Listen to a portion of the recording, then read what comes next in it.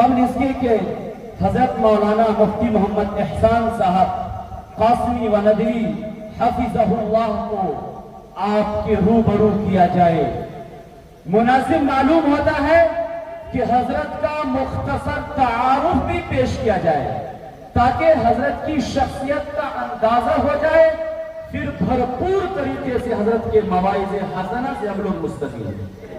بس دو اہم خطاب ہونا ہے، حضرت مفتی احسان صاحب کا اور اس کے بعد حضرت مولانا سید صہیب طاہر حسینی حفظہ اللہ جو دارالعلوم ندوۃ العلماء سے تشریف لائے ہیں۔ حضرت کا ایک اہم روح پرور اور انتہائی والہانہ خطاب ہوگا اور بالکل مختصر انداز میں جامع خطاب ہوگا۔ ہم سمجھتے ہیں کہ دونوں شخصیات کا ایک ایک لفظ کو باغور سماعت کرنا ہم سب کے لیے انتہائی لازمی ہے، لہذا ہم تمام حاضرین حاضرات سے درخواست کرتے ہیں کہ جو حضرات کھڑے ہوئے ہیں کرسیاں پر کر دیں، انشاءاللہ بہت ہی اہم سوغات لے کر جائیں گے اور ایک اہم درس بخاری کا درس دیں گے۔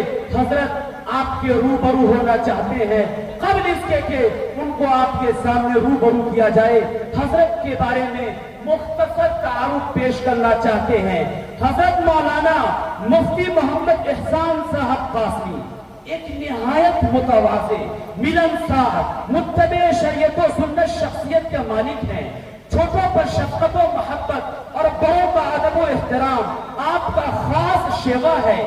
ہر کس و ناقص، ہر خاص و عام آپ کا کھلا مزاج ہونے کی وجہ سے آپ سے والہانہ تعلق رکھتا ہے۔ جہاں آپ ایک جید عالم دین اور باکمال محدث ہیں، وہیں آپ مرشد و مربی بھی ہیں۔ آپ ایک طویل عرصے سے دورہ حدیث شریف کی مستند اور معتبر مشہور و معروف کتاب مسلم شریف کا درس دے رہے ہیں۔ آپ کا انداز درس بالکل نرالا ہے۔ دوران درس طلبہ کو ہنسانے پھر ایک دم رولا دینے کا فن آپ بخوبی جانتے ہیں۔ درس نہایت سلیس، الفاظ کے اعتبار سے بالکل سادہ لیکن معنی خیز ہونے کے ساتھ ساتھ دلائل و براہین سے مزین اور آراستہ ہوتا ہے۔ مشکل ترین مسئلہ کو چٹکیوں میں سمجھا دینا آپ کی خاص عادت ہے۔ ان تمام مشغولیات کے ساتھ ساتھ آپ مادر علمی دارالعلوم وقف دیوبند میں صدر مفتی کے عہدے پر فائز ہو کر بحسن و خوبی افتاء و قضاء کی ذمہ داریاں نبھا رہے ہیں۔ ہزاروں سینکڑوں فتاوا آپ کے قلم سے سپرد ارتاس ہو چکے ہیں۔ فتویٰ نویسی میں آپ کی مہارت بے مثال اور انداز اچھوتا ہے۔ آپ درسی و غیر درسی موضوعات پر سینکڑوں مضامین و مقالات اور کتابچے لکھ چکے ہیں۔ آپ کی تصریف کردہ کتابوں میں رمضان المبارک کے فضائل و مسائل اور الاشباہ والنظائر کی شرح سرِ فہرست ہے۔ اور اس سے بڑی بات یہ ہے کہ فقہ حنفی کی معتبر اور مشہور کتاب در مختار بھی آپ کے ذمہ ہے۔ یہ کتنی بڑی علمی اور باریک بینی کی بات ہے۔ آئیے یہ مختصر سا تعارف میں نے آپ کے سامنے پیش کیا ہے۔ ہم حضرت کا تہہ دل سے اپنی جانب سے بھی، اراکین کی جانب سے، باشندگان اسرہ کی جانب سے بھی خیر مقدم کرتے ہیں اور ویلکم کہتے ہیں، مرحبا بکم کہتے ہیں۔ اب آپ کی آمد کو اپنے لیے ہر اعتبار سے نیک فالی کا ذریعہ سمجھتے ہیں۔ آخر میں ہم ادباً حضرت سے درخواست کرتے ہیں کہ اپنے قیمتی تاثرات، قیمتی مواعظ حسنہ سے اس پیاسی امت کی آبیاری فرمائے۔ نہایت ادب کے ساتھ فقیہ ملت جناب مفتی محمد احسان صاحب قاسمی و ندوی، استاد حدیث و صدر مفتی دارالعلوم وقف دیوبند۔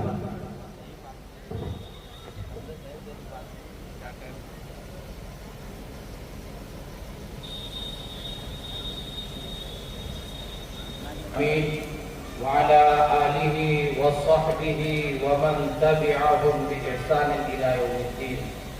أما بعد فأعوذ بالله من الشيطان الرجيم. بسم الله الرحمن الرحيم. هو الذي أرسل رسوله بالهدى ودين الحق ليظهره على الدين كله.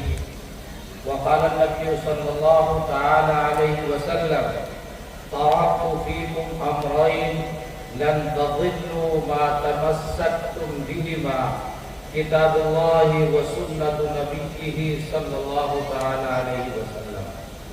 حضرات محترمین، اللہ رب العزت نے اس دنیا میں اتنی نعمتیں عطا فرمائی، اتنی نعمتیں عطا فرمائی کہ وَإِن تَعُدُّوا نِعْمَةَ اللَّهِ لَا تُحْصُوهَا. اگر ان نعمتوں کو ساری دنیا کے لوگ مل کر شمار کریں تو ان کو گن بھی نہیں سکتے. لیکن ان تمام ہر نعمتوں میں فرق مراتب اللہ رب العزت کی طرف سے ہے. کسی کو اللہ رب العزت نے کچھ عطا فرمایا، کسی کو کچھ عطا فرمایا. خداوند قدوس نے کس چیز کو کس کے لائق سمجھا اور کس چیز کو کس کے لائق نہیں سمجھا، وہ حضرت حق جل مجدہ کے علم میں ہے. ان تمام نعمتوں میں سب سے قیمتی، سب سے اساسی، سب سے بنیادی اہمیت کے حامل جو نعمت ہے وہ ہے ایمان. اللہ رب العزت ارشاد فرماتے ہیں: ان اللہ لا یغفر ان یشرک بہ ویغفر ما دون ذلک لمن یشاء. کہ حضرت حق جل مجدہ ایمان کے بغیر کوئی معاملہ آخرت میں نہیں کرتے. جنت کا اگر کوئی حقدار بنے گا تو اس کے لیے بنیاد ہے ایمان کا ہونا. اگر ایمان نہیں تو جنت میں کبھی نہیں جا سکتا. ایمان ہے، گناہ ہوئے، غلطیاں ہوئی، اللہ معاف کر دے یا پٹائی کرنے کے بعد جنت میں بھیج دے، دھمکا کر جنت میں بھیج دے، پٹائی کر کے جنت میں بھیج دے، جہنم میں کو گزار کے عیاذاً باللہ جنت میں بھیج دے، لیکن کبھی نہ کبھی رحم آ جائے گا. ایک روایت آ رہی عجیب و غریب، امام مسلم علیہ الرحمہ نے بھی اس کی تقریر کی اور غالباً سیدنا امام بخاری علیہ الرحمہ نے بھی اس کو بیان فرمایا ہے. ارشاد فرماتے ہیں کہ امام الانبیاء جناب محمد رسول اللہ صلی اللہ علیہ وسلم سے شفاعت کا اور بخشش کا آغاز کیا جائے گا. رسول اکرم صلی اللہ علیہ وسلم نے بذات خود ایک طویل حدیث کے اخیر میں بیان فرمایا کہ جب ساری دنیا انتہائی درجے پریشانی کے عالم میں ہے، یوں ہی نہیں پتا چل رہا ہے کہ کیا ہونے والا ہے اور کیا نہیں ہونے والا ہے، ہم کس موڑ پر کھڑے ہیں اور کس روڈ پر کھڑے ہیں، جانا کدھر ہے اور پلٹنا کدھر سے ہے، کچھ بھی سمجھ میں آنے کے لیے تیار نہیں. ایسے عجیب و غریب ماحول میں امام الانبیاء صلی اللہ علیہ وسلم نے ارشاد فرمایا کہ میں حضرت حق جل مجدہ کے سامنے سجدہ ریز ہو جاؤں گا اور طویل ترین سجدہ کروں گا، طویل ترین لمبا سجدہ کروں گا. حضرت حق جل مجدہ مجھے سجدے میں دیکھ کر اپنی رحمت کو جوش میں لائیں گے اور پھر اپنی رحمت کے جوش میں اپنے حبیب صلی اللہ علیہ وسلم سے ارشاد فرمائیں گے کہ یا محمد ارفع رأسک، ارفع رأسک یا محمد، کہ اے میرے پیارے حبیب اپنے سر کو سجدے سے اٹھاؤ. سر تو اٹھا، آپ سجدے میں جا کر جو طلب کرنا چاہتے ہیں آپ وہ طلب کرو. ہمارا وعدہ ہے آپ طلب کریں گے اور ہم آپ کی مانگ پوری کریں گے، ہم آپ کو محروم نہیں کریں گے.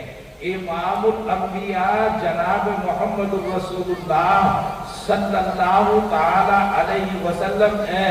آغاز ہو جائے گا، آپ تو جب سوال کریں گے تو سوال یہ ہے کہ کم سے کم جو ہے حساب و کتاب کا سلسلہ تو شروع ہو، لوگوں کو کچھ پتا تو چلے۔ یہ تو قطار اور لائن ہی لگنے کے لیے تیار نہیں، جانا کدھر ہے اور کرنا کیا ہے۔ حساب و کتاب کا آغاز ہو جائے گا۔ رسول اکرم صلی اللہ علیہ وسلم ہے، امام الانبیاء ہے، سر فہرست ہے، اولین درجے میں ہے، آپ کی شفاعت ہوگی۔ اس کے بعد دیگر انبیاء، اولیاء، اتقیاء، ابرار، صالحین، عباد، علماء، صلحاء، تمام تر کی سفارشیں ہو چکی ہوں گی، اور پھر جب سفارشوں کا دروازہ بھی بند ہو چکا ہوگا، سفارش کرنے والے ختم ہو چکے ہوں گے، تو حضرت حق جل مجدہ جنت والوں میں اعلان فرمائیں گے کہ تم بھی اب جنت میں آ چکے ہو، تمہارا بھی ایک مقام اور مرتبہ ہے، تو اب تم بتاؤ تمہارا کوئی جاننے والا جہنم میں رہ گیا ہو، یعنی یہاں جنت میں اگر تمہیں نظر نہیں آ رہا ہے تو دو ہی صورتیں ہیں، یا تو جنت میں آیا یا جہنم میں چلا گیا۔ ڈھونڈ لو اپنے رشتہ داروں کو، تعلق داروں کو، دوستوں کو، احباب کو، تمہارا ایک مقام ہے، اب تم جنت میں ہو۔ تو جنتیوں کی عام سفارش حضرت حق جل مجدہ قبول کریں گے۔ جس کا بھی کوئی جاننے والا جہنم میں رہ جائے گا، وہ حضرت حق جل مجدہ سے بخشش کرا دے گا اور اس کو بھی جنت میں بھیج دیا جائے گا۔ پھر اخیر میں حضرت حق جل مجدہ اعلان فرمائیں گے کہ کوئی رہ تو نہیں گیا کسی مرد کا، کسی عورت کا جاننے والا، کوئی مرد یا عورت کوئی جہنم میں تو نہیں، سب آگے نہ جنت میں۔ سب کہیں گے کہ جی سب جنت میں آ گئے، کوئی ہمارا جاننے والا جاننے والی ایسا نہیں ہے جو یہاں موجود نہ ہو۔ روایت میں آ رہا ہے پھر حضرت حق جل مجدہ جہنم کا جائزہ لیں گے۔ یہ جہنم تمہیں ہمیں تو عیاذ باللہ جلاتی ہے، حضرت حق جل مجدہ کو کچھ نہیں کہتی۔ اللہ رب جیسے دنیا میں ابراہیم علیہ السلام کو آگ کچھ نہیں کہتے، تو اللہ تعالیٰ کی تو اپنی آگ ہے، انہیں کیا کہے گی؟ روایت میں آ رہا ہے کہ اللہ تعالیٰ جہنم میں ایک قدم رکھیں گے، وہ تمام جو ہے پناہ مانگنے لگے گی، پناہ مانگنے لگے گی۔ پھر حضرت حق جل مجدہ ایک بڑی تعداد لوگوں کی جہنم سے نکال کر جنت میں بھیجیں گے۔ لوگ کہیں گے یہ کون ہے؟ تو اللہ تعالیٰ فرمائیں گے یہ وہ ہیں جن کے ایمان کو میرے علاوہ تم میں کوئی بھی نہیں جانتا تھا، لیکن یہ ایمان والے تھے، نفس ایمان ان کے اندر تھا۔ طلحہ میں ان کے ایمان کو جانتا ہوں، تم ان کے ایمان کو نہیں جانتے، اس لیے ہر ایک مومن کی، ہر ایک ایمان والے کی بخشش کسی نہ کسی درجے میں ہو ہی جاتی ہے۔ لیکن اگر ایمان ہی نہیں ہے تو ایمان کے بغیر جنت کبھی بھی نہیں ہے۔ اس لیے بنیادی اور اساسی چیز ہے ایمان کا ہونا۔ ایمان مضبوط، مستحکم، کمزور جیسا بھی ہو، ایمان ہوگا مرتے ٹائم تو جنت کا ٹکٹ مل گیا ہے، اور اگر مرتے ٹائم ایمان نہیں تو پھر جنت میں جانا نصیب ہونا نہیں۔ یہ تو اللہ کا فیصلہ ہے، باقی کے بارے میں اللہ نے کہا پکڑ بھی کر سکتا ہوں، چھوڑ بھی سکتا ہوں۔ امید رکھو کہ اللہ تعالیٰ چھوڑ دے، اور ڈرو اس سے کہ کہیں اللہ تعالیٰ پکڑ نہ فرما لے۔ لیکن دونوں احتمالات ہیں، اور اس میں احتمال واحد ہے کہ اگر ایمان نہیں تو جنت میں جانا نصیب ہونا نہیں۔ ایمان سب سے بنیادی چیز ہے۔ جب ایمان مل گیا تو پھر وما ارسلنا من رسول الا لیطاع باذن اللہ، ایمان تقاضا اس کا کرتے، ایمان کسے کہتے ہیں؟ اپنے آپ کو اللہ کی مرضیات کے حوالے کر دینا۔ اب میری نہیں چلے گی، میرے اوپر آپ کی چلے گی۔ اگر میری میرے اوپر چلے تو بے ایمانی، اور اللہ کی میرے اوپر چلے تو ایمان ہے۔ میں جو چاہوں گا وہ نہیں ہوگا، جو اللہ چاہیں گے وہ ہوگا۔ لا الہ الا اللہ، اس کا ایک ہیڈنگ ہے، ایک عنوان ہے، اس کا پورا پھیلا ہوا ایک مفہوم ہے کہ اب ہمارا سارا معاملہ اللہ کے صلاتی و نسکی و محیای و مماتی للہ رب العالمین۔ ہر کچھ ہمارا کام اللہ کے لیے ہوگا، ہمارا کام اپنے لیے نہیں ہوگا۔ اس کا نام ایمان ہے۔ تو ایمان چاہتا ہے اطاعت کو، کہ اللہ کی پیروی کی جائے، اللہ کے حکم کو مانا جائے، اللہ کے احکام کو پر عمل کیا جائے۔ اور وہ حکم کا ماننا کب ہوگا؟ جب پتہ ہوگا کہ حکم ہے کیا، کس طرح ہے۔ ظہر کے ٹائم ہمیں 3 رکعت پڑھنی ہے یا 5 رکعت پڑھنی ہے یا 2 پڑھنی ہے یا 4 پڑھنی ہے، جب پتہ ہی نہیں ہوگا، پھر نماز میں پڑھنا کیا ہے، کرنا کیا ہے، کیسے کیسے نماز ادا ہوتی ہے، کیسے روزہ ہوتا ہے، کیسے حج ہوتی ہے، کیسے زکات ہوتی ہے، کیسے لین دین ہوتا ہے، کیسے خرید و فروخت ہوتی ہے، کیسے بیع و شراء ہوتی ہے، کیسے استقراض اور قرض ہوتا ہے، کیسے اجارہ ہوتا ہے، کیسے بزنس ہوتی ہے، کیسے ایکسپورٹ ہوتا ہے، کیسے امپورٹ ہوتا ہے، وہ ساری چیزیں جب معلوم، جتنی معلوم ہوں گی اتنی پہ آدمی عمل کرے گا، اللہ کی مرضی کے مطابق اللہ کی اطاعت کرے گا، اللہ کی بات مانے گا۔ جب جانے گا تو مانے گا، اور جب جانے ہی گا نہیں تو کیا مانے گا؟ اسی جاننے کا نام جو ہے قرآن کریم ہے، اور رسول اکرم صلی اللہ علیہ وسلم کی حدیث ہے بألفاظ دیگر علم، علم کا اصول، یعنی ایمان تقاضا کرتا ہے کہ علم کو حاصل کرو، قرآن کریم کو حاصل کرو، رسول اکرم صلی اللہ علیہ وسلم کی حدیثوں کو حاصل کرو۔ علم ہوگا تو پھر معلومات بڑھیں گی، عمل کے مواقع میسر آئیں گے، عمل کا طریقہ معلوم ہوگا، اور عمل کا طریقہ معلوم ہوتے ہوتے آدمی عمل جتنا زیادہ کرتا چلا جائے گا۔ دوسرے یہ ہے، جب آدمی کو کسی چیز کا پس منظر معلوم ہوتا ہے، جب آدمی کو خلفیہ معلوم ہوتا ہے، تو اس کے اندر قلب میں اطمینان والی کیفیت پیدا ہوتی ہے۔ اطمینان جب ہوتا ہے تو ذہن اور قریب پہنچتا ہے۔ اگر آپ کو کسی ذات کے، کسی آدمی کے، کسی مرد کے، کسی عورت کے کمالات معلوم ہو جائے تو پھر آپ اس کے زیادہ قریب جاتے ہیں، آپ کا ذہن کھنچتا چلا جاتا ہے۔ احکام الہی رسول اکرم صلی اللہ علیہ وسلم کی بصیرت اور سیرت، جب اس کو آپ اور ہم پڑھتے ہیں تو دل کے اندر ایمانیات پر ایک اطمینان کی کیفیت پیدا ہوتی چلی جاتی ہے۔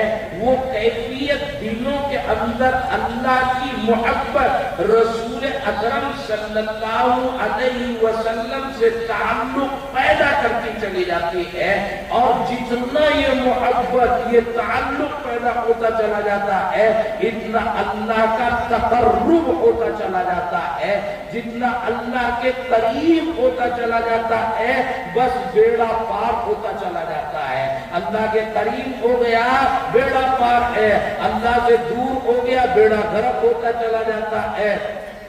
اس لیے قرآن کریم میں ایک جگہ ارشاد فرمایا، انما یخشی اللہ من عبادہ العلماء۔ جتنا علم آئے گا اتنی خشیت پیدا ہوگی، لیکن کب؟ جب علم آیا اس علم کو اپنے لیے کنٹرولر بنایا جائے، علم کو غالب کیا جائے، خود اس کے سامنے مغلوب ہوا جائے، علم کے مطابق عمل کیا جائے۔ کبھی کبھی لوگ علم کو بہت لے لیتے ہیں، بڑا علم ان کے پاس ہے، لیکن علم کے اوپر خود مسلط رہتے ہیں، علم کو اپنے اوپر مسلط ہونے نہیں دیتے۔ ایسے موقع پر رسول اکرم صلی اللہ علیہ وسلم کی پھر حدیثوں میں انتہائی سخت ترین وعیدیں ہیں، سخت ترین وعیدیں ہیں۔ مولوی پڑھے تو قدم لڑکھڑا جائے کہ جہنم میں جانے والوں کی لائن میں اتنے مولوی، اتنے مولوی، اتنے مولوی۔ کون سے مولوی؟ وہ مولوی جنہوں نے علم کے اوپر اپنے آپ کو غالب کیا، اپنے کبر و نخوت کو غالب کیا، اور علم کے مطابق عمل نہیں کیا۔ رب قارئ یقرأ القرآن والقرآن یلعنہ۔ تجوید والے تو کہتے ہیں کہ تجوید کے مطابق نہیں پڑھے گا تو قرآن لعنت کرتا رہے گا، لیکن وہ بھی صحیح اور یہ بھی حقیقت ہے کہ اگر اس کے مطابق عمل نہیں کرے گا، حلق سے نیچے قرآن اترے گا نہیں، زبان سے تقریریں لمبی لمبی کرے گا، لوگوں کے دل موہ دے گا، لوگوں کے درمیان اپنے آپ کو بڑا مقرر کہلوا لے گا، لیکن عملی زندگی نہ دارد تو پھر اس کا ایمان کمزور ترین ہوتا چلا جائے گا۔ اس کا ایمان اس کے لیے کبھی کبھی درخت سوکھ کے ختم بھی ہو جاتا ہے، کبھی کبھی درخت سوکھ کے ختم بھی ہو جاتا ہے، کبھی کبھی ایمان ختم بھی ہو جاتا ہے۔ ایمان کی قدر و قیمت نہیں ہوتی، آبیاری نہیں ہوتی تو پھر اللہ رب العزت ایمان سلب کروا لیتے ہیں۔ رسول اکرم علیہ السلام نے ارشاد فرمایا کہ بسا اوقات تو ایسی کیفیت سے آدمی گزرتا ہے کہ صبح کو اگر ایمان ہے تو شام کو نہیں، اور شام کو ایمان ہے تو صبح کو موجود نہیں ہے۔ اللہ رب العزت جب قدر ایمان کی نہیں ہوتی تو ایمان کو چھین لیتے ہیں، ایمان کو سلب کر لیتے ہیں۔ اس لیے ایمان کی قدر و قیمت ہے اس کی آبیاری، یعنی پڑھنا اور پڑھانا، قرآن پڑھنا اور رسول اکرم صلی اللہ علیہ وسلم کی حدیث پڑھنا۔ ہمیں نہیں معلوم کہ ایمان کی وجہ سے اللہ کے کیا احکام ہیں اور کیا تقاضے، یہ تمام تر تقاضے، تمام تر ایمانیات ہمیں قرآن کریم یعنی امام بخاری علیہ الرحمن جو کتاب کی تکمیل کے لیے آپ بیٹھے ہیں، انہوں نے ابتداءً باب قائم کیا کیف کان بدء الوحی الی رسول اللہ صلی اللہ علیہ وسلم۔ ارشاد فرمانا چاہتے ہیں کہ وحی کے بغیر یعنی انبیاء علیہ السلام اور بالخصوص یہ بالآخر امام الانبیاء جناب محمد رسول اللہ صلی اللہ علیہ وسلم کے بغیر یہ چیزیں معلوم ہی نہیں ہو سکتی۔ اگر ان کا علم حاصل کرنا ہے تو امام الانبیاء جناب محمد رسول اللہ صلی اللہ علیہ وسلم کے حدیثوں کو پڑھنا ضروری ہے۔ قرآن کریم کی بہت سی آیتیں ایسی ہیں کہ جتنی چاہے عربی سیکھ کے چلے آؤ تم ان کا مطلب نہ سمجھ سکتے نہ بتا سکتے جب تک رسول اکرم صلی اللہ علیہ وسلم کی حدیثیں آپ کے سامنے نہ ہو۔ اس لیے ارشاد فرمایا امام بخاری علیہ الرحمن نے کہ وحی کا معلوم ہونا ضروری ہے۔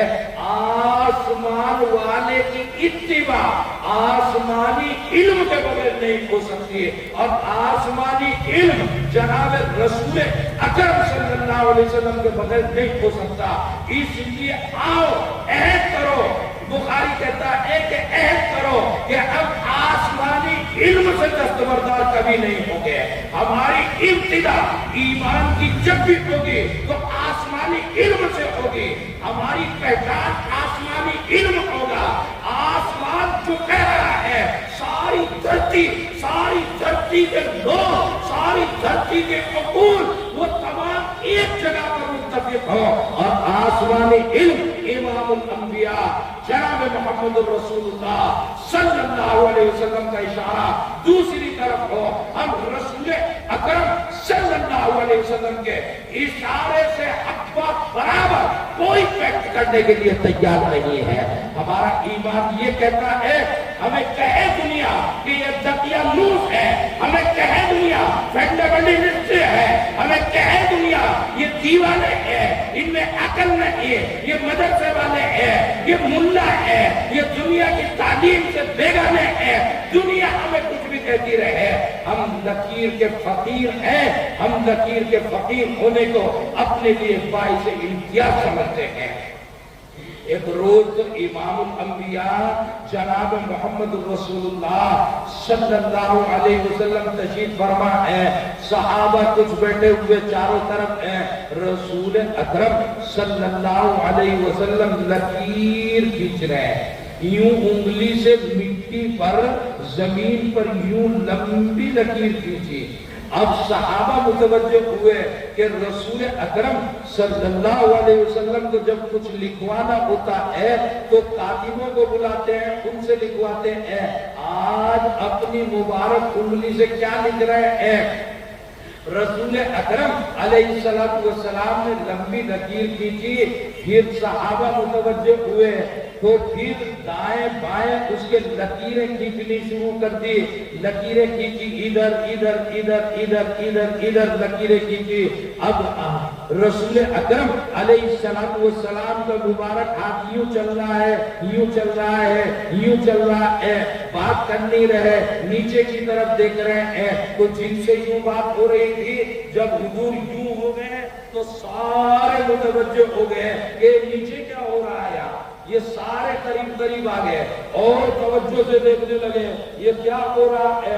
رسول اکرم صلی اللہ علیہ وسلم نے جب دیکھا سب متوجہ ہو گئے، ارشاد فرمایا، ان ھذا صراطی مستقیما فاتبعوہ، یہ جو سیدھی لکیر ہے یہ ایمانی راستہ ہے، سیدھے صراط مستقیم، سیدھا راستہ یہی ہے۔ اسی کو اللہ رب العزت نے سورہ فاتحہ میں آپ سے اور ہم سے اپنے سامنے دعا کرائی اور اس کا مطالبہ کرایا، اس کو ہدایت کا ذریعہ قرار دیا، فرمایا اہدنا الصراط المستقیم، ارشاد فرمایا ان ھذا صراطی مستقیما فاتبعوہ، اسی راستے پر چلتے رہنا، ولا تتبعوا السبل، اور یہ جو دائیں بائیں میں نے لکیریں کھینچی ہے ان راستوں پر نہ چلنا، فتفرق بکم عن سبیلی، ورنہ سیدھے راستے سے بھٹک جاؤ گے۔ یہ لکیر کھینچ دی امام الانبیاء جناب محمد رسول اللہ صلی اللہ علیہ وسلم نے، بس ہم اس لکیر کے فقیر ہیں، اسی لکیر پر چلنا ہے۔ ساری دنیا کی ترقیات اگر کسی لکیر میں مجمر ہے، دنیا کے ہے لکیر کے فقیر ہے، واقعتاً ہم اس لکیر کے فقیر ہیں۔ سمجھتی کیا ہے دنیا، سمجھتی کیا ہے دنیا عاشقان شاہ بطحا کو، سمجھتی کیا ہے دنیا عاشقان شاہ بطحا کو، یہ دیوانے وہ ہیں جن سے سبق لیتی ہے دانائی۔ اسے ساری دنیا دیوانہ پنٹ ہے، مگر اس سے بڑی دانائی اور اس سے بڑی سمجھ کوئی نہیں ہو سکتی کہ اسی لکیر کو کبھی نہیں چھوڑنا۔ سیدنا امام بخاری علیہ الرحمہ ارشاد فرماتے ہیں کہ آپ اگر ایمان کو مضبوط رکھنا چاہتے ہیں تو ایمان کے تقاضے کیا ہیں، ایمان کے مطالبے کیا ہیں، ایمان پر عمل کیسے ہوگا، ایمان مضبوط کیسے ہوگا، ایمان مستحکم کیسے ہوگا، تو آپ کو یہ سب صورتیں وحی کے ذریعے معلوم ہو سکتی ہیں۔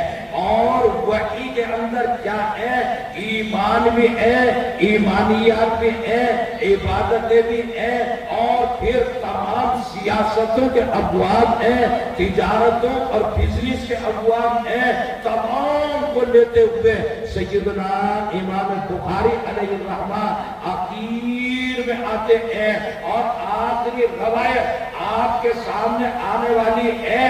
آخری روایت یہی ہے کہ ساری ایمانیات، سارے احکام، ساری تعلیم، سارے تعلق، سارا پڑھنا، سارا پڑھانا، سارے مدرسے، ساری مدرسیت، سب کا لب لبا حاصل بہر سبحان اللہ و بحمدہ سبحان اللہ العظیم۔ تمہارے دل کی آواز ہو کہ حضرت حق جل مجدہ کے بغیر کوئی عزت دینے والا نہیں، کوئی سنت دینے والا نہیں، کوئی ٹکڑے دینے والا نہیں، کوئی روٹیاں چھیننے والا نہیں، کوئی طاقت دینے والا نہیں، کوئی طاقت چھیننے والا نہیں۔ اگر آپ کے اندر یہ پیدا ہو گیا تو مدرسیت میں آپ کامیاب ہو چکے ہو، کامیاب ہو چکے ہو۔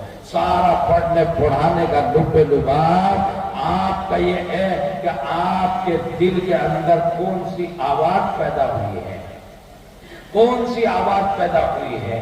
کیا آپ حضرت حق جل مجدہ کے قریب آپ کا دل آپ کو کھینچ کر لے کے جا رہا ہے، یا دنیا کی شہوتوں کی طرف آپ کا دل؟ دو چیزیں ہیں، هو الذي ارسل رسوله بالهدى، ایک ہدا ہے، ایک ہوا ہے۔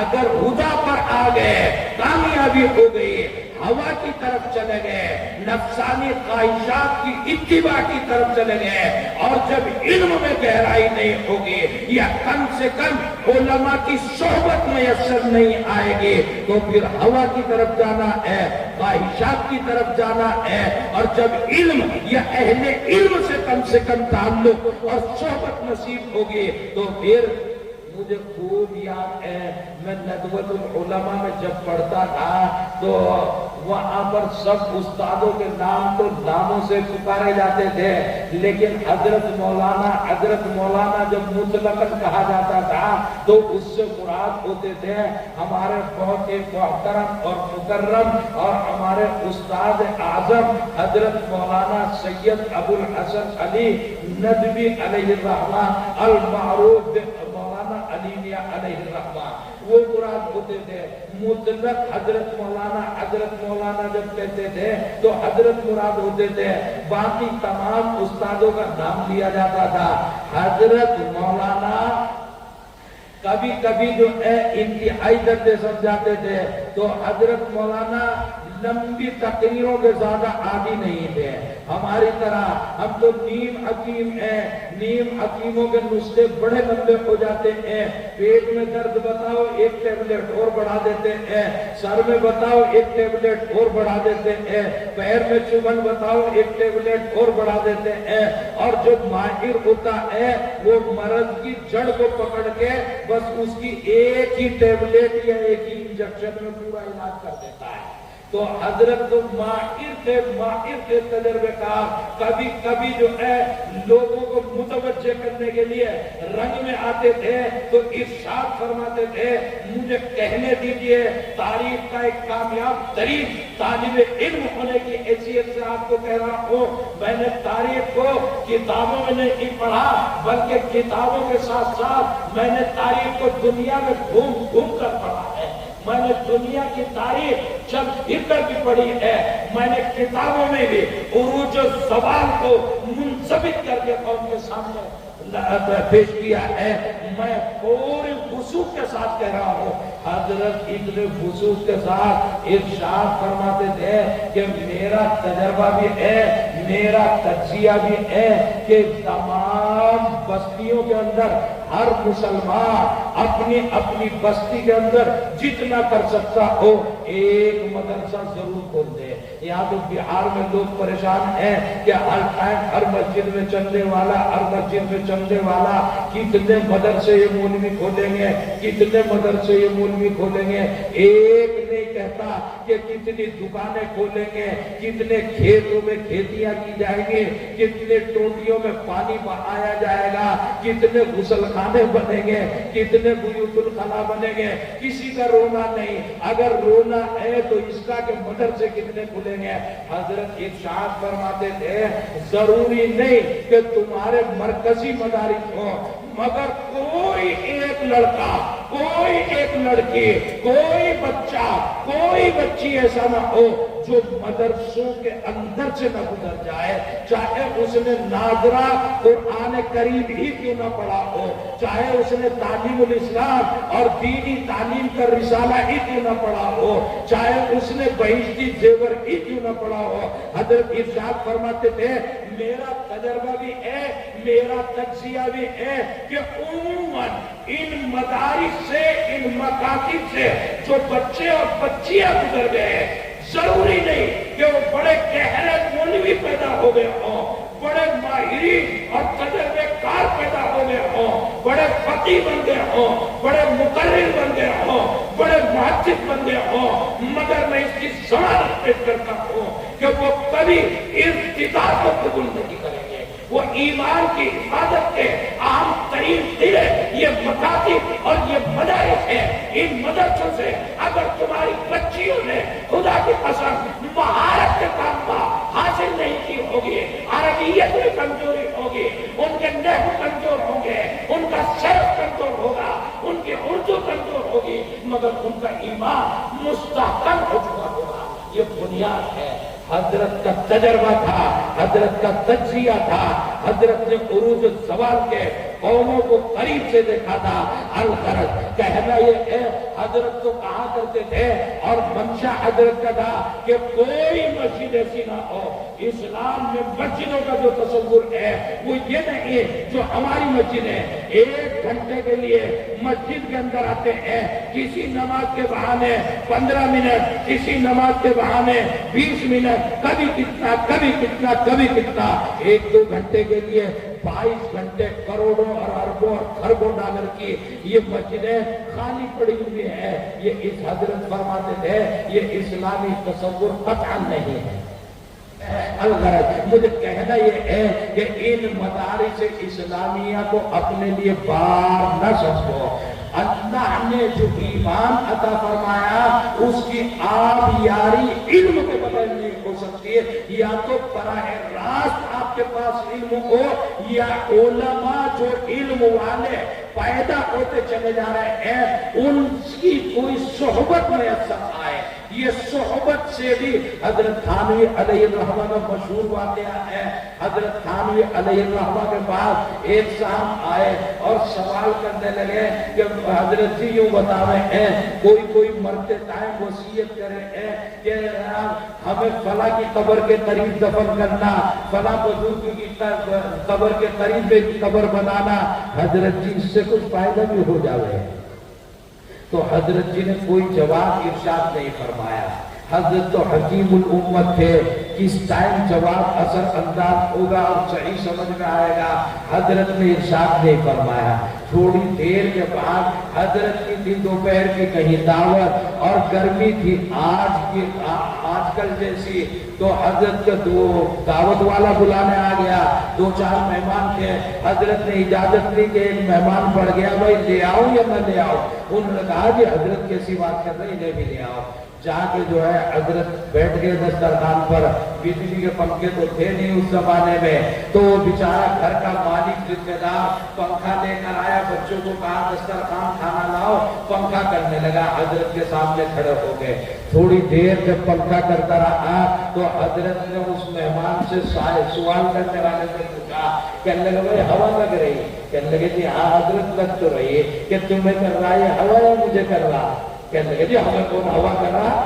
اگر آپ نہ ہوتے تو یہ تو پنکھا کہنے سے بھی نہ دیتا، یہ تو آپ کی وجہ سے بھاگ کے لایا پنکھا کہ ہوا تجھے کر رہا مجھے کر رہا۔ کہنے لگے آپ کو ہوا کر رہا ہے کہ لگ آپ کو بھی رہی ہے، کہ ہاں لگ مجھے بھی رہی ہے، کہ تو سوال کا جواب سمجھ میں آ گیا۔ جب فرشتے رحمت کے جنت کی کھڑکی میری قبر میں کھودیں گے تو قریب بھی ٹھنڈک جاوے گی کہ نہیں جاوے گی؟ جاوے گی نہیں جاوے گی؟ اپنے یہاں پر پانی کو تو دیوار کے ادھر تو دیوار کے ادھر بھی سیلابی جاوے گی یا نہیں جاوے گی؟ کہنے لگے بات سمجھ میں آ گئی۔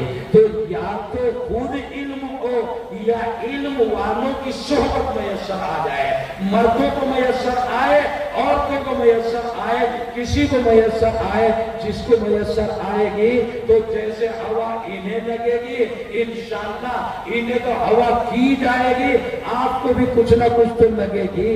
اس لیے یا تو مضبوط علم ہو یا مضبوط علم و عمل، تقوی و طہارت و تقدس والوں کی صحبت، ان کی مرافقت اور موافقت وہ میسر آ جائے، ان کی محبت اور موافقت میسر آ جائے، وہ عجیب و غریب حضرت شیخ عبد القادر جیلانی نظر اللہ مرتضی ایک مشہور بزرگ گزرے ہیں، مشہور بزرگ، اور مولوی بھی بہت بڑے تھے اور وہ خانقاہی بزرگ بھی بہت بڑے تھے۔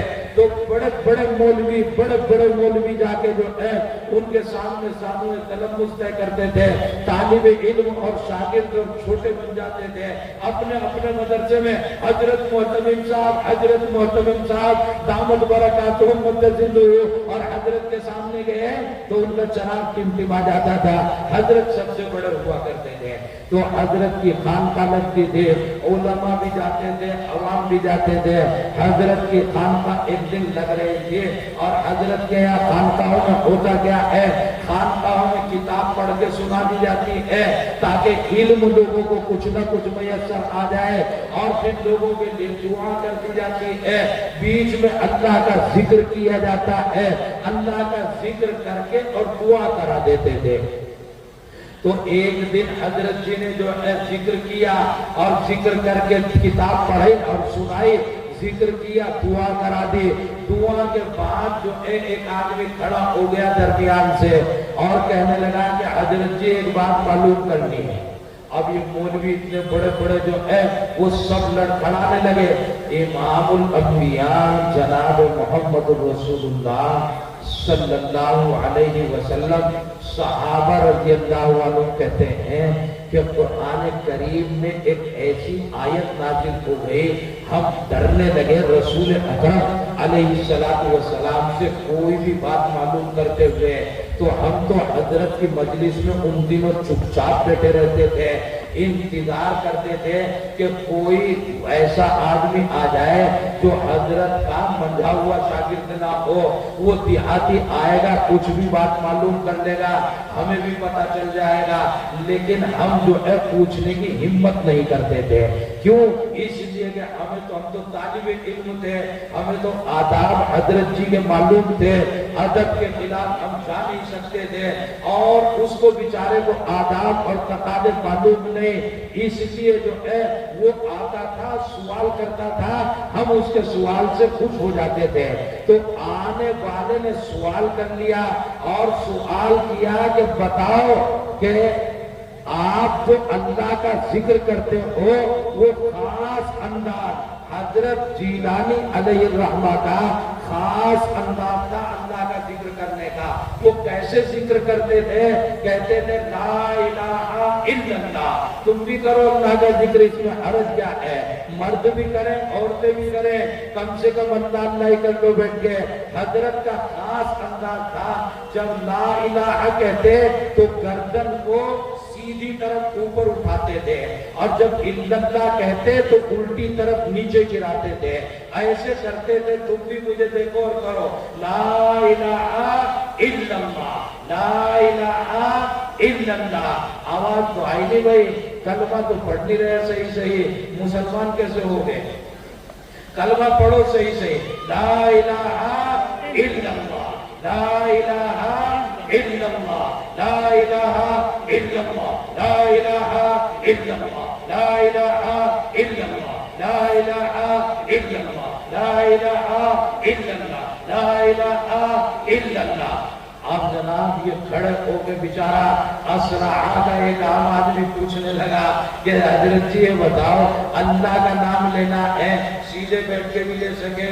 لا الہ الا اللہ یوں کرنے کی کیا ضرورت ہے؟ لا الہ الا اللہ، لا الہ الا اللہ، یہ گردن یوں اٹھا پٹک اس کی کیا ضرورت ہے؟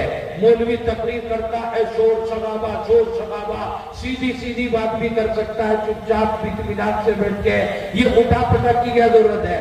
ہمارے یہاں درجے حفظ میں عجیب رواج ہے، پتہ نہیں دنیا میں ایسا ہی ہے کیا کہ کسی کو جو ہے عربی بولوی اب کتنی پڑھا لو، یوں بیٹھ کے سنتا ہے، یوں ہی بیٹھ کے پڑھتا ہے، یوں بیٹھ کے مطالعہ کرتا ہے۔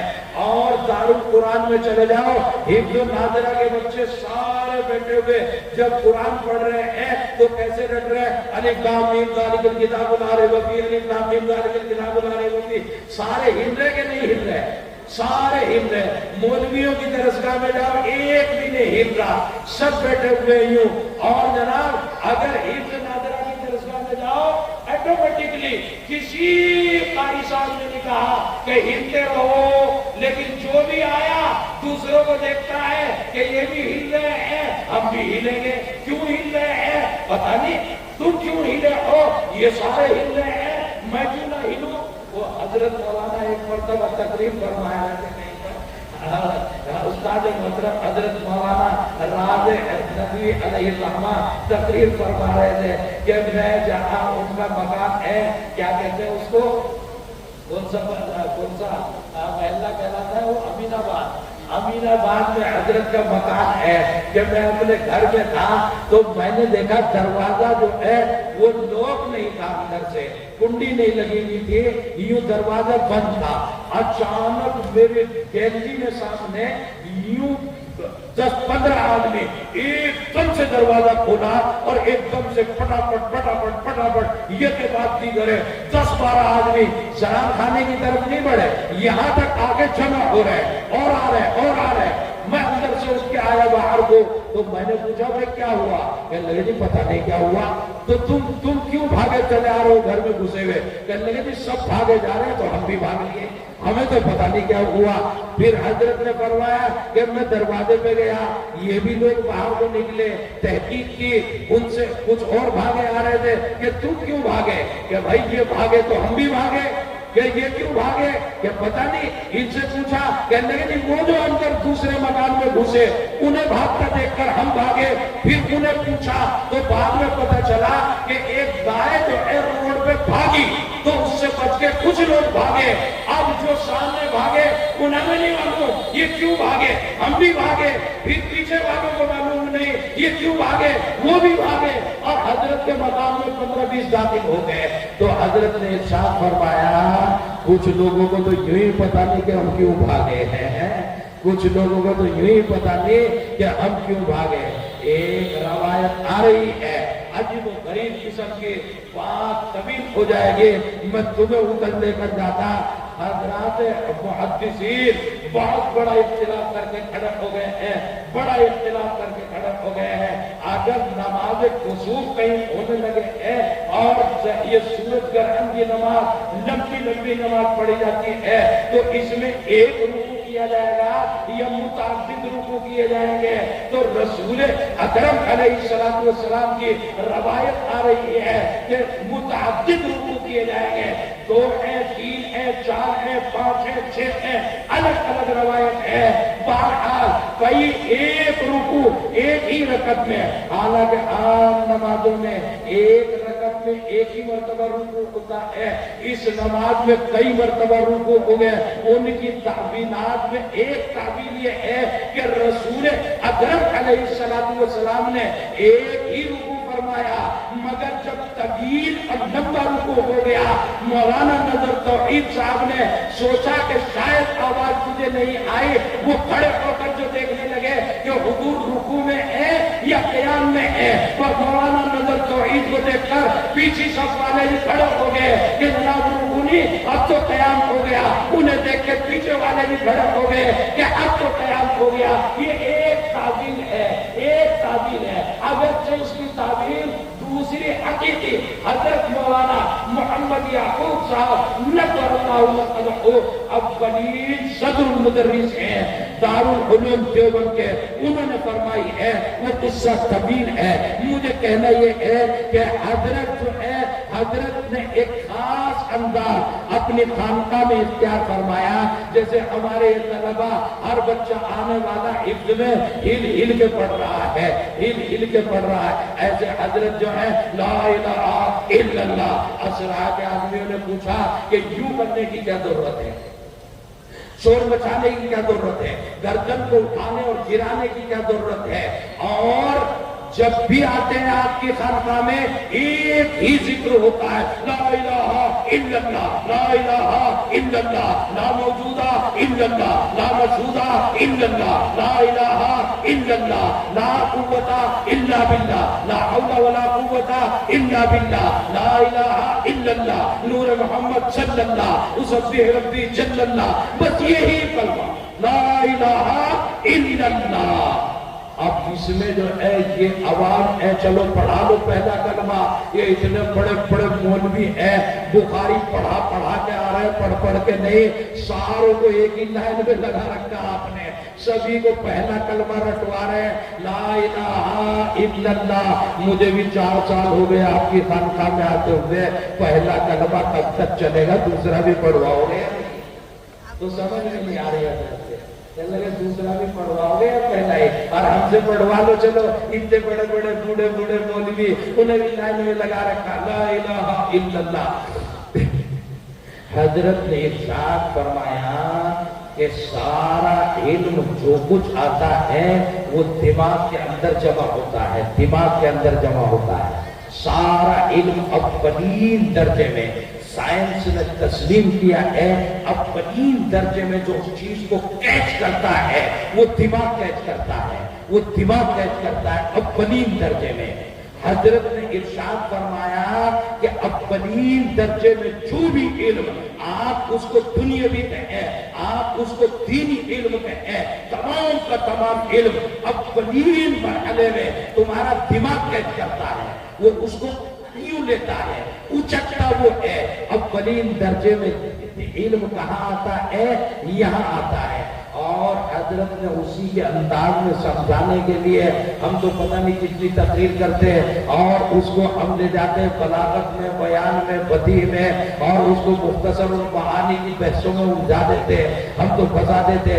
हजरत ने इरशाद फरमाया कि तुम्हारे घर में छलनी है, लगे भी सभी आटा छान के खाते हैं, इतने भी गरीब नहीं, हम दरभंगा वाले आटा तो जब भी छान के पकाते हैं ना रोटियां, तो दरभंगा वालों के सबके घर में छलनी है।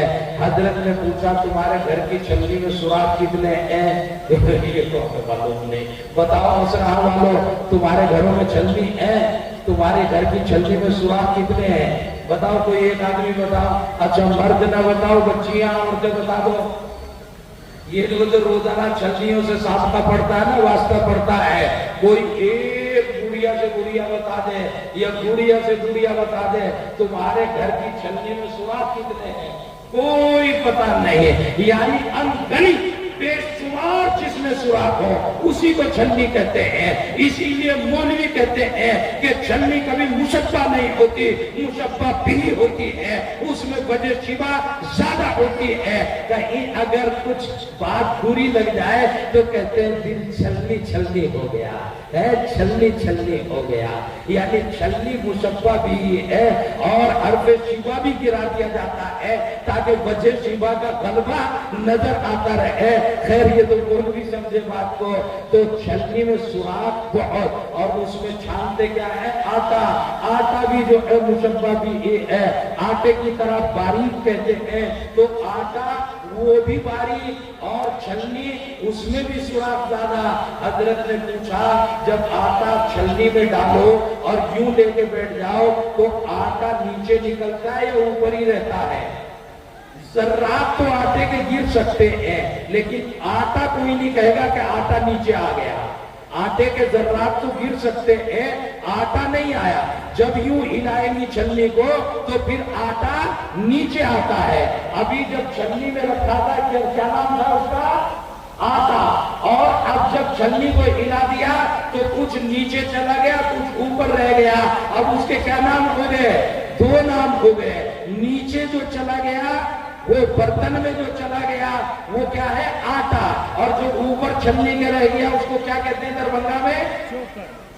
भूसा। चोकर। भूसा और चोकर।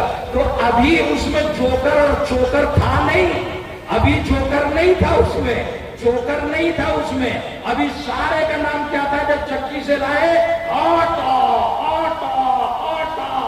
ابھی جب ذرا سی حرکت دی چھلنی کو، اب اس کے دو نام ہو گئے، ایک نیچے گیا وہ تھا آٹا، ارے ہم پورے کو آٹا کہہ رہے تھے، واقعہ پورا آٹا نہیں تھا، اس میں تو کچھ چوکر بھی ملا ہوا تھا، اس میں تو کچھ چوکر بھی ملا ہوا، ساری بالٹی دودھ کی تھی، دو ہی قطرے صحیح، اگر نجاست کے ملے تھے تو گڑبڑ تھی، گڑبڑ تھی۔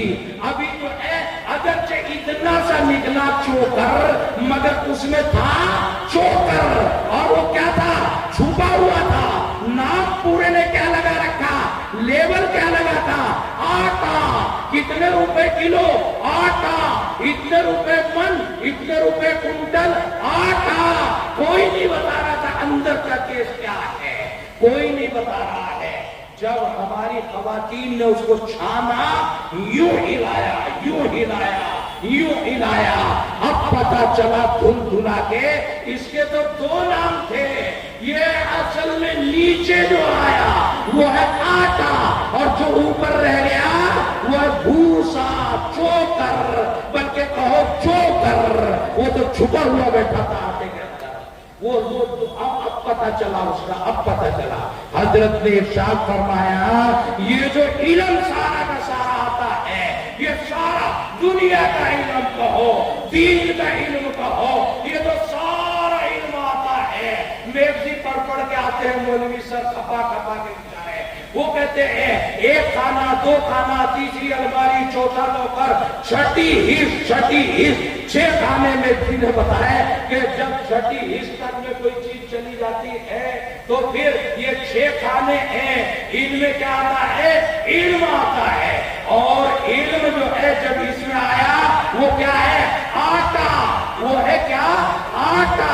اور جب ان مولویوں کی خانقاہ میں، جیلانی کی خانقاہ میں آیا، اور خانقاہ میں آ کے عہد اللہ کی صحبت میں بیٹھ کر نظروں سے نظریں ملا کر جب پڑھا اس نے لا الہ الا اللہ، لا الہ الا اللہ، ارشاد فرمایا حضرت نے یہ دماغ ایک چھلنی کے مانند ہے، یہ سر ایک چھلنی ہے، اس کے اوپر آٹا علم کا ہے، جب عہد اللہ کی صحبت سے اس چھلنی کو حرکت دی جاتی ہے، کہا جاتا لا الہ الا اللہ، لا الہ الا اللہ، لا الہ الا اللہ۔ یہ آٹا علم اس چھلنی راز سے چھن چھنا کر جو نیچے آ جاتا ہے، پتا چلا علم اسی کا نام تھا، اوپر جو رہ گیا اس کا نام کیا؟ علم۔ اور اصل علم کیا تھا؟ اب اس کا جو نیچے آ گیا اس کا نام کیا ہے؟ معرفت ربانی، معرفت ربانی۔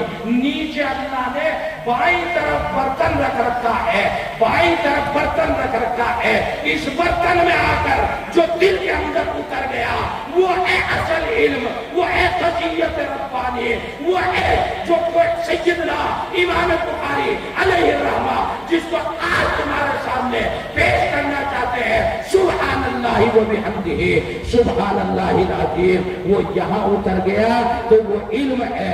اسی لیے مرقات منطق میں جو ہم پڑھتے چلے آئے 8 صورتیں، وہ بیچارہ چوکر کی تعریف کرتا رہا، اور سیدنا الامام اعظم ابو حنیفہ علیہ الرحمہ وہ یہاں تعریف کرتے ہیں معرفت النفس ما لہا وما علیہا۔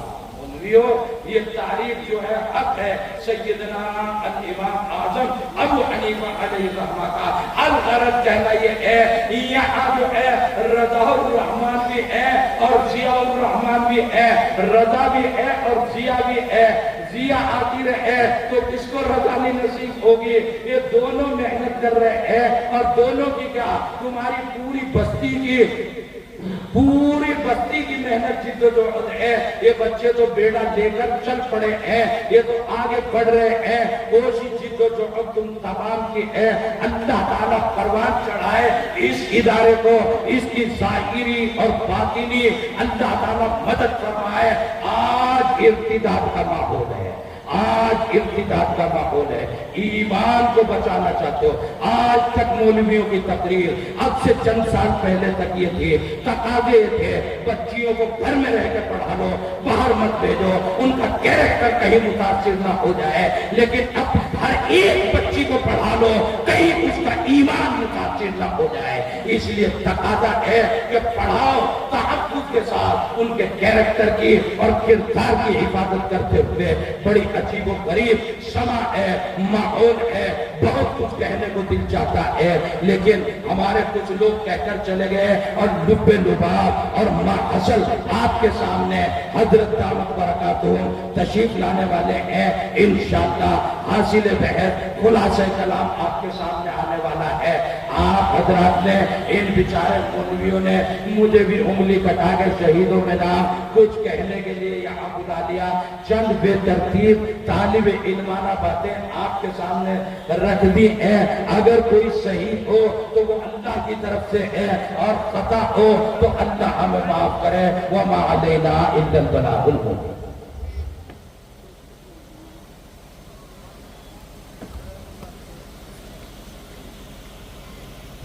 جزاکم اللہ وأطال اللہ بقا۔ حضرت کا پاک تسلیمی خطاب ضرورت ہے کہ اللہ تعالیٰ حضرت کی باتوں کو ہمارے دلوں میں پیوست